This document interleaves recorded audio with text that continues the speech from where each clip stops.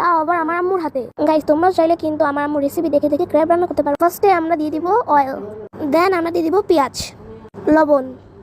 লবণ দেওয়ার পর আমরা পেঁয়াজটাকে হালকা একটু ভেজে নিব, যতক্ষণ না পেঁয়াজটা হালকা হালকা ব্রাউন কালার হয়। সো তারপর আমরা দিয়ে দিব রসুন, দেন আমরা দিয়ে দিব আদা বাটা আর রসুন বাটা, তারপর মরিচ গুঁড়া, তারপর আমরা দিয়ে দিব ধনিয়ার গুঁড়া, তারপর আমরা দিয়ে দিব হলুদ, সামান্য একটু পানি দিয়ে দিব, তারপর আমরা একটু অল্প করে সয়া সস দিয়ে দিব, দেন আমরা দিয়ে দিব ভিনেগার, দেন আমরা ফ্রেশ লেবুর পাতা দিয়ে দিব, একটু লেবুর রসও দিয়ে দিব তার সাথে, এটা দিলে টেস্ট আরও বাড়ে। দেন আমরা দিয়ে দেবো হোয়াইট পেপার, দেন আমরা সব ক্র্যাবগুলো দিয়ে দিব, ভালো করে মিক্স করে নিতে হবে।